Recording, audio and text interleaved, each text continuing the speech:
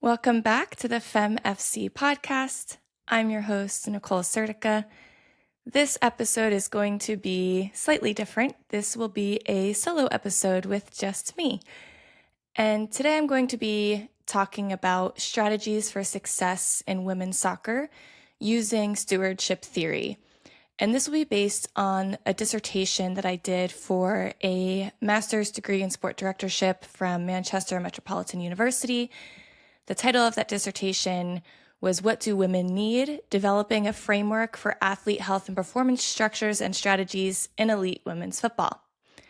Before we get into all that, I thought maybe it would be worthwhile to reintroduce myself, and maybe this will be the first time someone has heard me and heard about my background and experiences. So started off with I grew up playing soccer. I played Division I college soccer at St. John's University. I then went to Emory University in Atlanta, Georgia, where I got my doctorate in physical therapy degree. I worked a number of outpatient and sports-related clinics, and then I eventually ended up working as the rehab director for Seattle Reign. Back then they were called OL Reign, as they were owned by the French club at the time. After that, I worked at the Red Bull Athlete Performance Center as the lead physio, and then I did some consulting sports science work for LA Galaxy, and I now work at Phoenix Children's, working in the sports medicine department, and I have Femme FC. I am a physical therapist and also a sports scientist, and I am growing my education platform, Femme Football Collective, and I am also growing a consulting business with various NWSL clubs and practitioners around the world. So with all that done, let's get into the dissertation. And so I'll introduce the concept of stewardship and why that matters in women's football right now.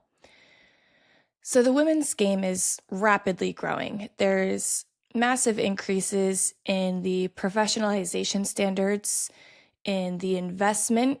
There's growing leagues. There's expansion teams every couple of years in the NWSL as an example.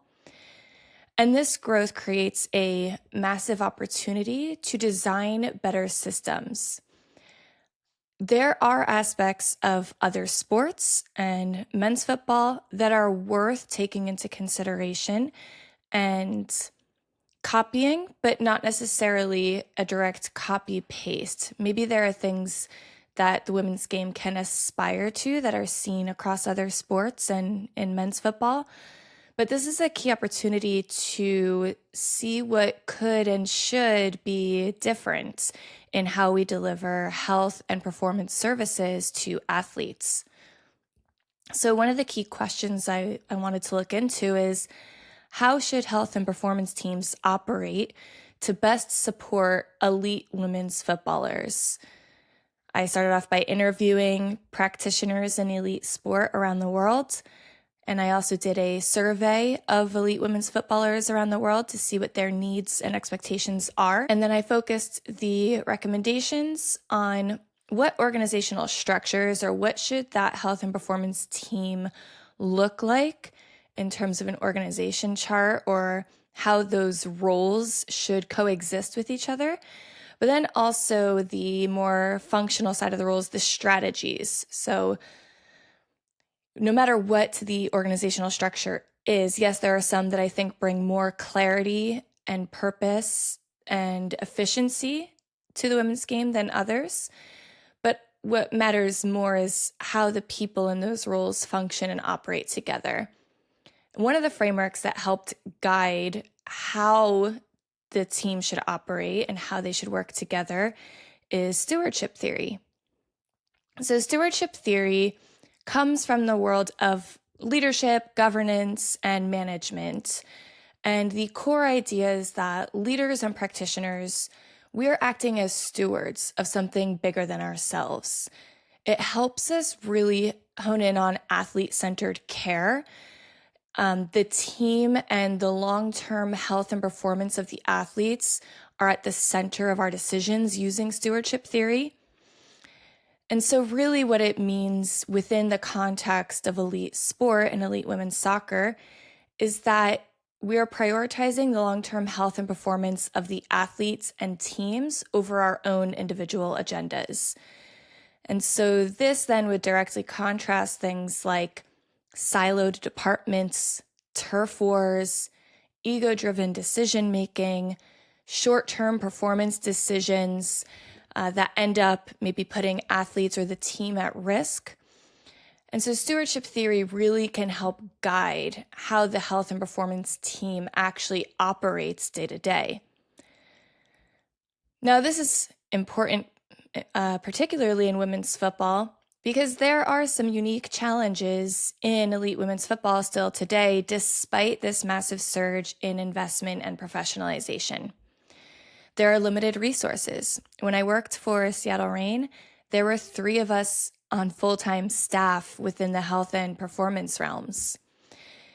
That's not often the case anymore. Thankfully, there are more staff members as parts of the team now, but there are still limited resources and limited budgets within women's football compared to other professional sports. There's also, at the same time, this rapid growth. And like I said, there's expansion teams, there's new leagues forming around the world, there's more investment being put into the athlete health and performance teams. And that is creating an evolving professional landscape, and the environments are changing. Now we're looking into building purpose-built women's football-specific stadiums and training facilities. And these are things that require long-term strategic thinking and about what's best for the health and performance of the athletes and the team. We have to put that at the center in order to help make decisions. It's hard to make a decision about something that has never really existed before. And so having the framework coming back to stewardship theory can help guide those decisions a little more easily. There's also, as we know, research gaps around female athletes. And so again, how do we take concepts that aren't well studied and make decisions off of them? And I think that stewardship theory can really help us there. The risk here is that if the women's game simply copies the systems that are used in the men's game or in other professional sports, it may end up inheriting the same problems that exist there. Other professional sports, men's football specifically, is not the gold standard. There are issues there, and this is an opportunity for the women's game to do something different to try to avoid those very same issues. Some examples of those problems are match congestion. This is a growing problem, something that FIFPro in their reports has put out repeatedly is the problem with match congestion in the men's game. Athlete health is often sacrificed for short-term results. And again, stewardship theory can help with those decisions to put athletes at the center and to put the long-term health and performance of a team at the center. It helps build athlete-centered systems, in other words. It also helps us consider using resources a little more strategically, which is important in the women's game. And so there are 6 specific recommendations that were put forward by Smith and Taylor in 2020 for how health and performance teams and staff can implement stewardship theory into daily practice. And so what I did as part of my dissertation is I went through those 6 specific strategies and put a women's football spin and lens on it based on the interviews I had done with practitioners around the world and the global survey that I had done on professional female footballers. So strategy 1 is developing clear objectives focused on the long-term health and performance of athletes. Health and performance teams need shared objectives. Some examples of this might be athlete availability, a sustainable performance model, long-term development, and reducing injury burden. Health and performance are really two sides of the same coin. You can't truly have optimal performance if you are lacking on the health side. And so health, therefore, lends itself to improved performances. And so the director of performance support, or a director type role or leadership role, needs to be the person who is helping to develop an overall strategy for delivering the long-term health and performance services to the athletes. The key performance indicators for athlete health and performance teams, since, as I said, they should be working together with these same clear objectives because they are two sides of the same coin. And in 2023, Drew et al. Put out some suggestions for the KPIs of the performance support team. Said these KPIs should include player availability, injury incidence, health status during competition, and prevalence of health issues within the team. Now, in my dissertation work, one of the participants in the interviews noted that the KPIs of availability, readiness, preparedness, and capability development should all be some of our objectives and some of the goals of the athlete health and performance team to support player performance. And so while the leader of this health and performance team, whether it's a medical and performance director, director of performance support, whatever their title might be, one of their main roles is to develop these KPIs that best reflect their specific organization's philosophy and culture. But those KPIs should, at a minimum, reflect player availability, meaning how many players are available for selection by technical staff, player readiness to perform, or in other words, what is the current health and performance status of athletes heading into a competition? And finally, player performance development. So how are the physical capabilities of athletes improving and developing over time?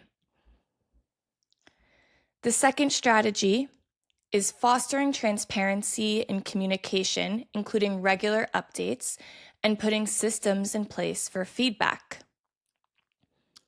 Within the athlete health and performance team, multiple disciplines must work together as one integrated team. That means that information needs to flow openly between them so that everyone is operating and making decisions from the same data.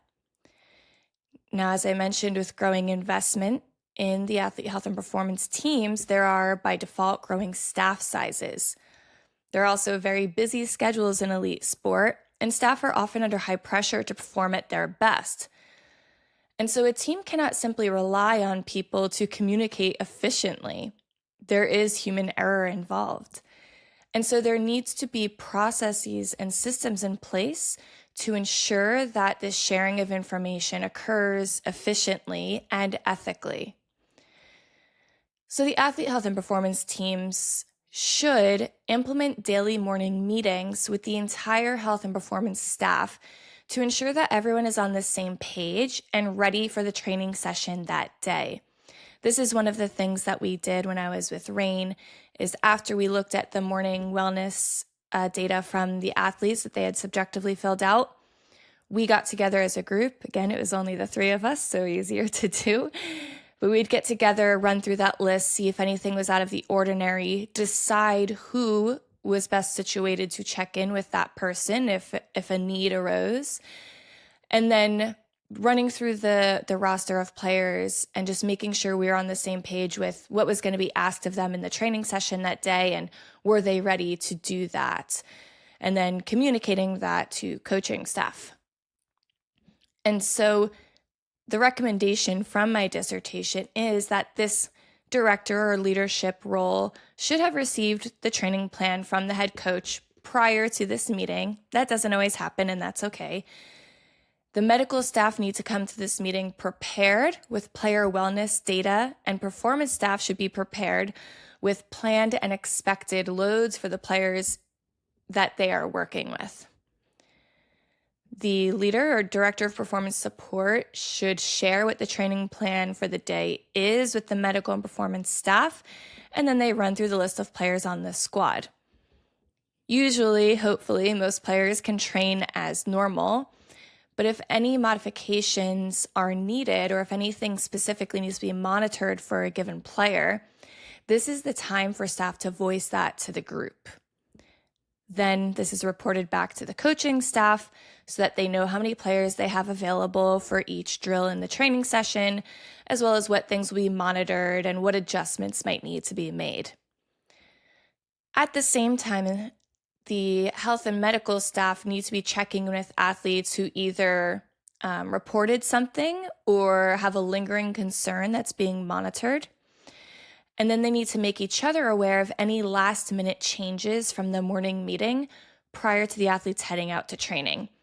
This can happen through face-to-face conversation. That seems to be a very common way things happen. You pass someone in the hallway at the training ground or as you're walking out to the pitch, hopefully before then.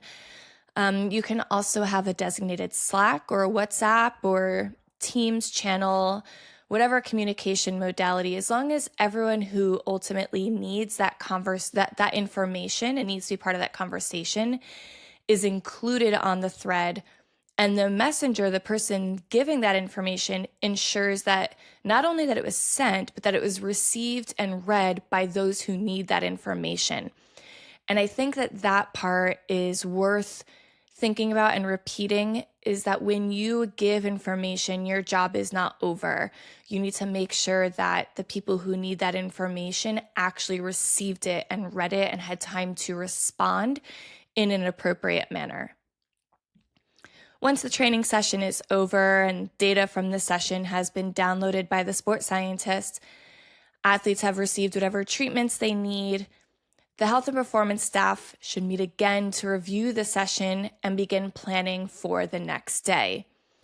Essentially, it's a repeat of that morning meeting, but now there's potentially new information from the players in terms of their response to the training session, as well as the coaching staff on what the plan for the next day might look like. Again, this can change. We don't expect every single head coach to be able to give us a thorough breakdown of what the training session will be day after day without changes being made. The reality is that almost never happens. But there should at least be some understanding based on the microcycle that your team follows of what the next day might look like from a larger picture type of situation. If there is a new injury or a new need arising from an athlete after the training session, the staff who are working with that athlete should have a meeting on their own. So let's say that you have multiple athletic trainers, physios, sports scientists, strength and conditioning coaches, etc. on the team, if you're lucky enough to have that many resources available. And let's say that this athlete specifically works with this athletic trainer, this S&C coach, this sports scientist, this physio, etc. The staff who work with that athlete should then break off into their own small group meeting to discuss the details of what that athlete needs and create a plan to address it. If you do have multiple staff members for each discipline, so let's say you have 2 or 3 athletic trainers, again, 2 or 3 physios, sports scientists, S&C coaches, etc. And each one has different roles. So maybe there is one from each discipline who works with the starters, and then another group who works with non-starters and bench players or development players.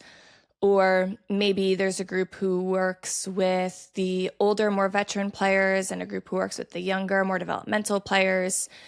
Maybe there's a group specifically that works with rehabbing players. So whatever those groups might be, and it is recommended that if there are enough staff members that you do break off into those small groups. So that way there's kind of these small functional pods working together with a specific group of athletes. So this small group or these pods should meet regularly to discuss the players under their care to see about any trends or upcoming needs of that playing group. Now, again, in order for efficient information flow, aiding these discussions, we need to have an efficient and ethical data storage and management system. There are a variety of data streams from the different disciplines, and if each discipline only has access to their own data, not only are they not helping to keep the rest of the staff informed, but they're also limiting their own ability to engage with and consider the bigger picture of athletes' health and performance status on a holistic level. So because of this, clubs really should prioritize having a centralized platform where all data relating to player health and performance can be viewed and managed together. Of course, there's some medical data that needs to remain confidential depending on laws or policies specific to that league or country. But when possible, the entire health and performance team should have access to the same data to make better decisions together and to consider the athlete as a whole system rather than simply seeing them through the lens of their own specific knowledge. At Seattle Reign, we used Kitman Labs as an example, and as the physio, I could make my own, or head of rehab, I could make my own dashboard and customize that to the information that was important for me to make decisions. But I wasn't limited in what I could see. There were some things with sports psychology that we did not have on that for, again, these kind of ethical and legal reasons. But we had regular meetings with our clinical and sports psychologists so that we knew what we needed to know without crossing that line of HIPAA violations or losing the trust of the athlete or anything like that. And so I could look at, okay, what's their soreness that they're reporting? What treatments did they go and seek from massage or the athletic trainer? And what did their loading look like? Yesterday, the day before, the past week, etc. And I could start to put together a picture of what I needed to know. The athletic trainer could customize her dashboard for the same thing, but no data was not given to us or not available for us. Strategy number 3 is building trust with consistent ethical behavior. Several of the participants in the semi-structured interviews that I did for my dissertation discussed how building trust over time is important with athletes, and doing this by being consistent in your behaviors day after day.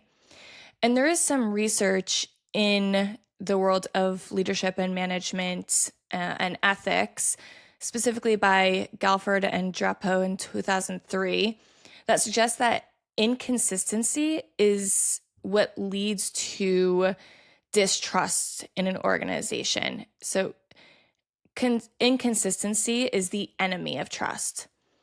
But it's not just consistency that's important, because someone who consistently behaves unethically, for example, is not likely someone who's going to be trusted by others.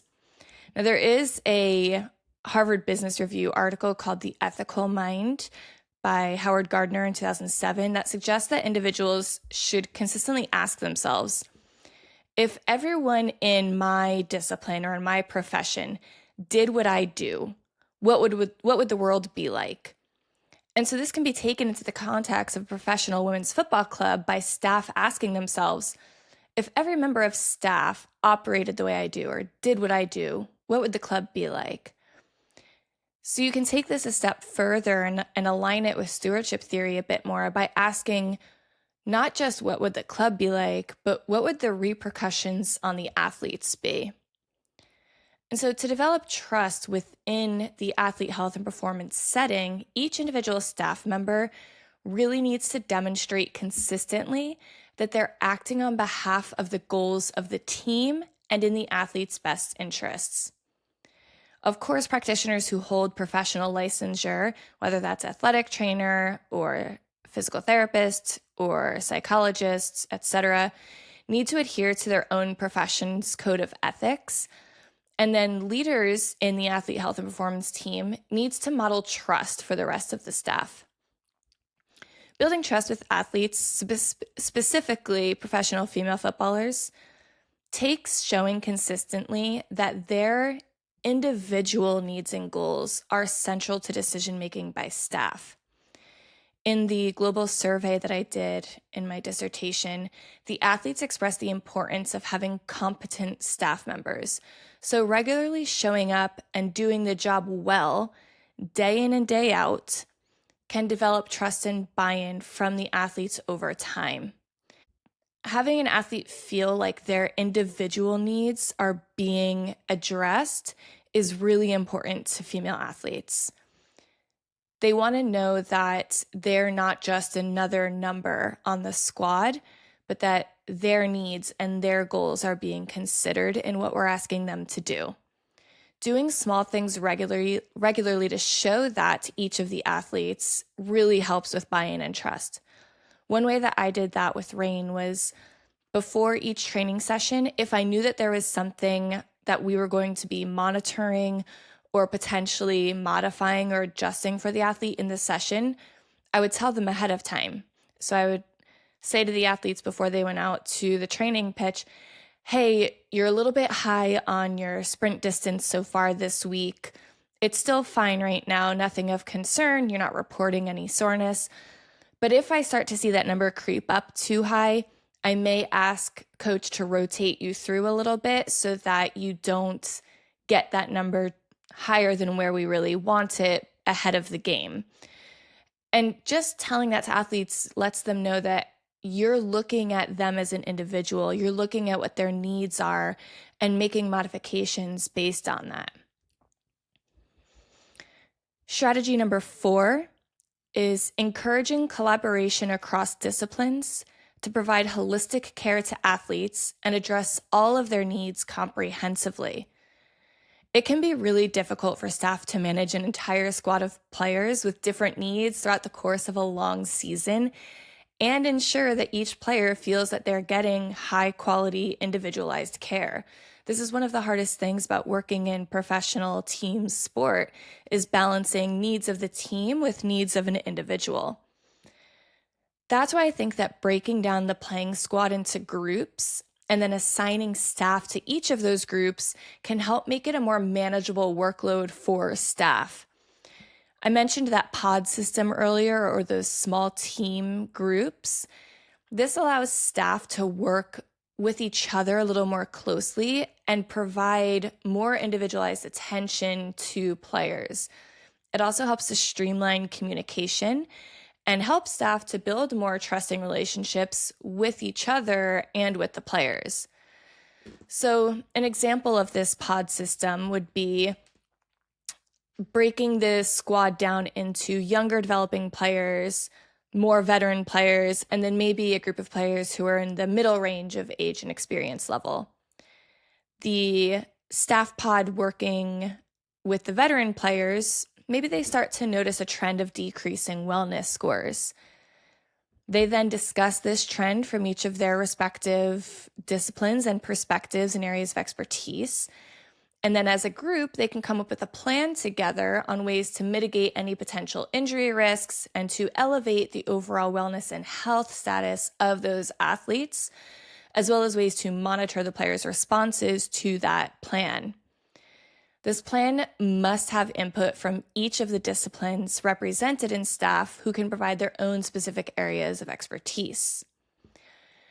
Of course, there are times where an athlete will have a need that the support staff is just not equipped enough or best situated to address. An example in the women's game specifically would be a pregnant athlete or a postpartum athlete. It's likely to think that there is probably not someone on the staff who has seen this more than a couple of times. So there does need to be a network of external providers who have a specialty or specific area of expertise that can be called upon when needed. This network shouldn't be reactive. It does help if it is curated prior to the start of the season by the leaders of the group. Usually it'll entail medical professionals with focused areas of expertise, and therefore should be organized and managed by either the team physician or the head of medical, head of player health, whoever that leader is within the medical domain. The global survey that I did, some of the responses from the players cite that some of the areas of expertise that they feel should be included are experts in female physiology, recovery, and sleep. So those are some areas that were important to the cohort who filled out my survey. But I recommend asking the players you work with what their needs are, and we'll talk a little bit more about this in a different strategy. But if you ask feedback from athletes at the beginning and end of each season or in the off season, that can help direct what types of experts you should be adding to your external support network. Another thing to consider is the physical environment and how that can either help or hinder effective collaboration across staff. When there's a physical barrier between staff, so medical on this side of the building and performance on this side, that's going to create a literal barrier to integration and communication. Practitioners who I interviewed in my semi-structured interviews and players in the survey both mentioned the importance of facilities in helping to meet the needs of the athletes.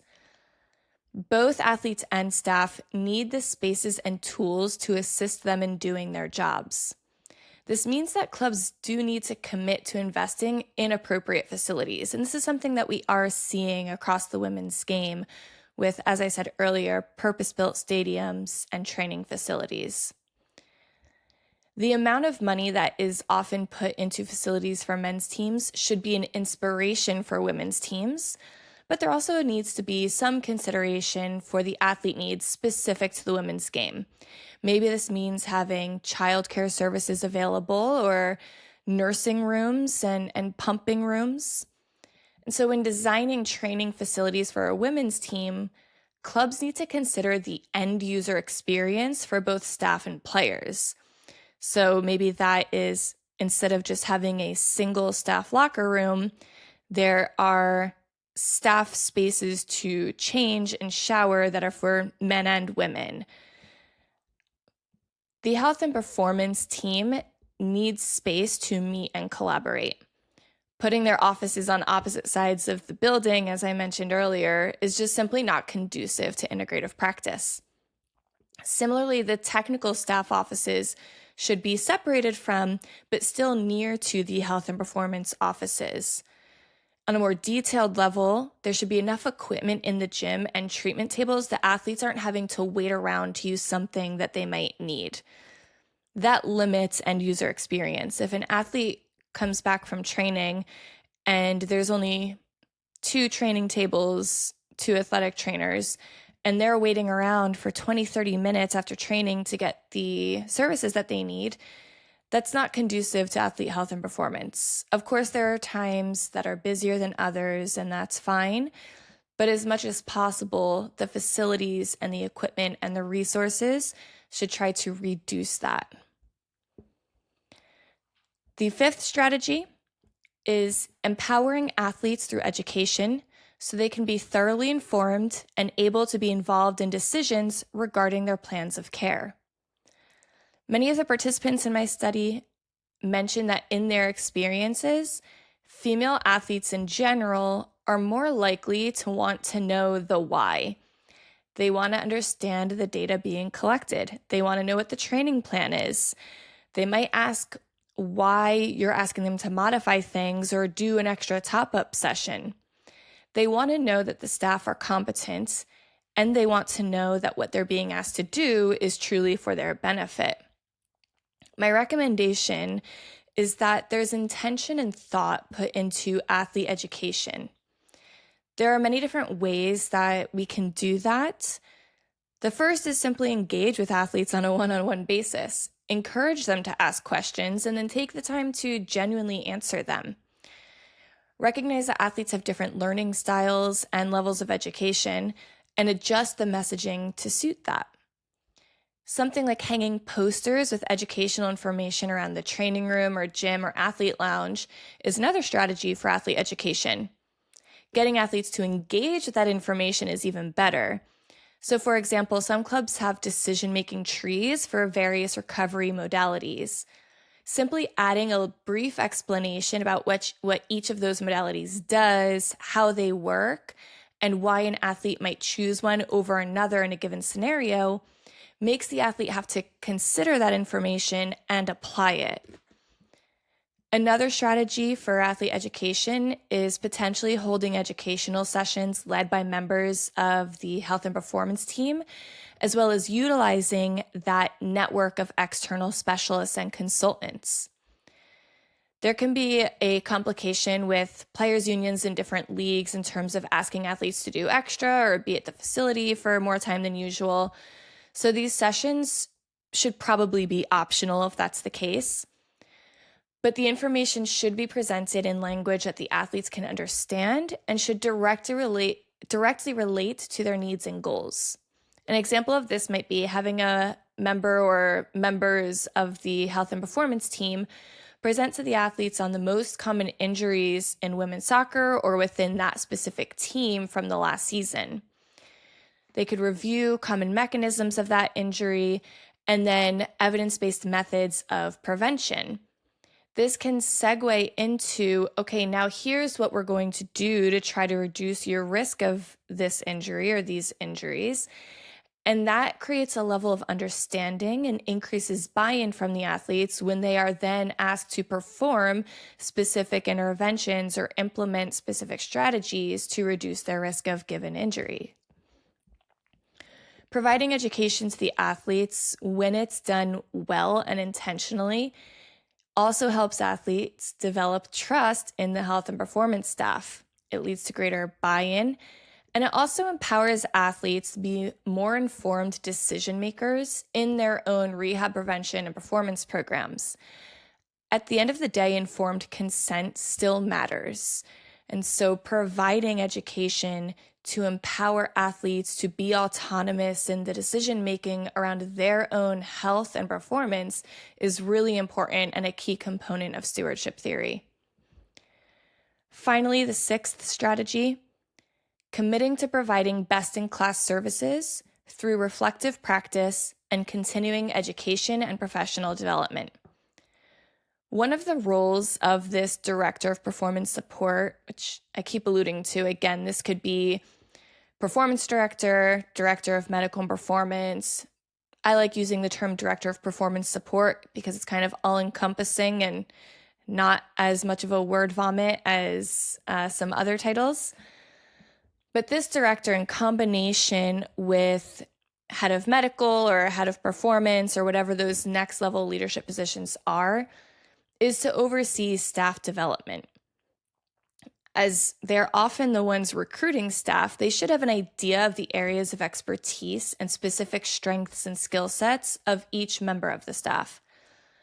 Planning and providing individualized, continual professional development plans for staff is not only a way to recruit and retain top talent, but it's also a necessity in the women's game where resources are often limited, and therefore there are many members of staff who it's their first time working in pro sport or it's their first time working in pro women's soccer. So clubs need to see this as an investment in their staff, just as they would invest in the development of a young and talented player. Within the structures and strategies that I've kind of already discussed throughout this conversation so far, there are many opportunities for continued staff education. For example, you could use that external network of specialists and experts to present educational seminars to the staff, and that's a really creative way to embed professional development, as well as to help forge relationships and trust between the external providers and members of the staff. Another built-in opportunity for staff development is within those interdisciplinary functional pods, if again you have the staff and resources to have that. Discipline groups can dig deeper into discipline-specific details for deeper knowledge on topics, and then the interdisciplinary pods can provide each other with a wider breadth of knowledge on that topic. These education sessions and each staff member's professional development plans should be planned and scheduled in advance. If it's not put on the calendar, it's not going to happen. Anyone who has worked in pro sport knows that to be true. Put it on the calendar or you will get too busy and it simply won't happen. It's the responsibility of the director of performance support and the heads of medical and performance to hold staff accountable and make sure that professional development gets scheduled and accomplished. Continued development also includes, on the individual level, taking accountability for your own development and growth. And one tool that can be really helpful for that is reflective practice. Now, there are many different models of reflective practice, and that could be its own podcast episode entirely. I do have a blog on the Femme FC website specifically about this and different models for reflective practice. But if you're not reflecting on the work that you do and how you can improve in certain situations, you're not really challenging yourself to grow. So it is incumbent on the individual to take ownership of your own growth and development. And it is also the responsibility of leadership to ensure that CPD is something that is valued and scheduled. And that means that it will require some investment at some level, but it needs to be prioritized. Overall, stewardship-based systems in women's football emphasizes clear long-term objectives, transparent communication, trust and ethical leadership, collaboration across disciplines, athlete empowerment through education, and continuous staff development. Instead of simply replicating models from the men's game, women's game really can design systems intentionally to prioritize athlete health. It is my firm belief that in order to continue to grow the women's game, we need the best talent, the best players, healthy and performing optimally on the pitch where fans can watch. That only happens if the support around athletes is efficient and is doing their jobs to the best of their ability. There need to be collaborative environments and sustainable performance environments for this to happen. The future of women's football isn't just about investment or visibility. Those things are important, but it's about how we build the systems that support the athletes who make the game possible in the first place. Stewardship theory, in my opinion, really gives us a framework for doing exactly that. I hope you enjoyed this episode. To learn more, you can go to femmefc.com, read through the blogs. You can go through previous podcast episodes. I will eventually have some recorded webinars on the website that you can purchase, but for now, keep looking out for the webinars that do come up. And every time there's a webinar, if you can't attend live, everyone who registers receives a video recording of that webinar. So be on the lookout for those. And of course, come to the Soccer Performance Support Summit this June in New Jersey.